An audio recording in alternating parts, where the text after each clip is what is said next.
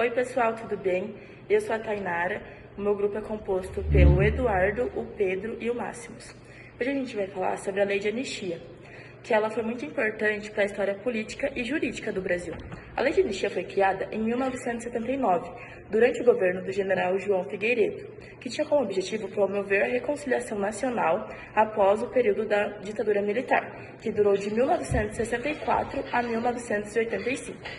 Na prática, essa lei concedeu o perdão aos crimes políticos e aos crimes conexos, ou seja, aqueles ligados à motivação política. Isso permitiu o retorno de exilados, a libertação de presos políticos e o encerramento de processos judiciais contra pessoas perseguidas pelo regime.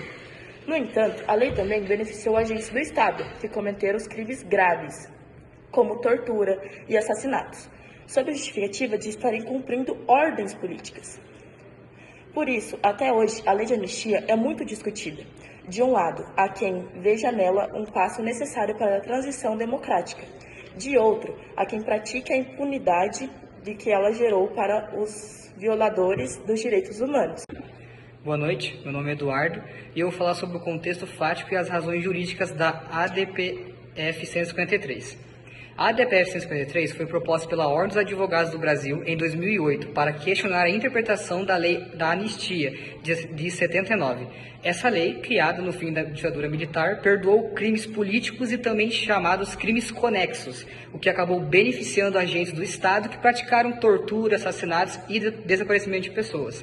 A OAB argumentou que essa interpretação viola a Constituição de 88 e tratados internacionais, pois crimes como tortura, desaparecimento forçado são crimes contra a humanidade, que não se podem ser anestesiados nem prescrevem. Em 2010, o Supremo Tribunal Federal manteve a validade da lei da anistia, afirmando que ela foi fruto de um acordo político da transição democrática e só poderia ser modificado pelo Congresso Nacional.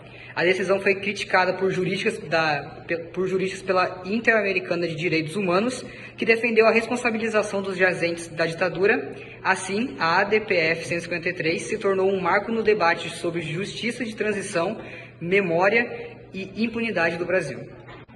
Boa noite. Eu vou falar um pouco sobre o contexto fático e jurídico da sentença da Corte Interamericana Gomes Lande versus Brasil. Primeiramente, precisamos entender o porquê do nome Gomes Lande. Esse nome se deve porque é o primeiro nome na lista dos desaparecidos da Guerrilha do Araguaia, que é basicamente um movimento comunista que se estabeleceu na selva amazônica na região do Rio Araguaia. E nesse contexto está as brutais operações militares do Estado para aniquilá-lo. O caso Gomes Lande e outros, Guerrilha do Araguaia versus Brasil, é uma sentença histórica proferida pela Corte Interamericana de Direitos Humanos, Corte do IDH. Em 24 de novembro de 2010, na qual o Brasil foi declarado internacionalmente responsável por violações de direitos humanos relacionadas às operações militares contra a Guerrilha do Araguaia e, crucialmente, pela aplicação da Lei de Anistia, Lei nº 6.683 de 79. O contexto fático, no caso, diz respeito a eventos ocorridos durante o regime militar no Brasil, 1964 a 1985, especificamente as operações do Exército Brasileiro realizadas entre 72 e 75, com o objetivo de erradicar a Guerrilha do Araguaia. A demanda refere-se à alegada responsabilidade do Estado pela detenção arbitrária, tortura e desaparecimento forçado de 70 pessoas, membros do Partido Comunista do Brasil e camponeses da região. A impunidade dos responsáveis, a falta de investigação e a ausência do acesso à justiça, a verdade e a informação afetaram negativamente a integridade pessoal dos familiares das vítimas. No âmbito jurídico, a questão central do caso foi a alegação de que a aplicação da Lei de Anistia, Lei nº 6.683 de 79, impedia a realização de uma investigação penal para julgar e punir os responsáveis pelos desaparecimentos forçados e pela execução extrajudicial. A Corte IDH foi chamada a decidir-se a Lei de Anistia de 79 se era compatível com os direitos e obrigações estabelecidas na Convenção Americana sobre os Direitos Humanos, da qual o Brasil é signatário desde 92. Neste caso, as principais violações que o Brasil foi acusado foi de ir contra a vida, a integridade pessoal, a liberdade pessoal das vítimas desaparecidas em conexão com as obrigações geral de respeito e garantia dos direitos humanos.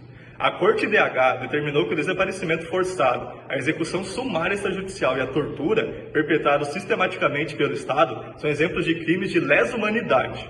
Como tais, o julgamento desses crimes não pode ser obstado por dispositivos normativos de anistia ou pelo decurso do tempo, que é a prescrição. A Corte concluiu que a Lei da Anistia de 79 não é compatível com a Convenção Americana sobre os Direitos Humanos, na medida em que impede a investigação e punição de graves violações de direitos humanos.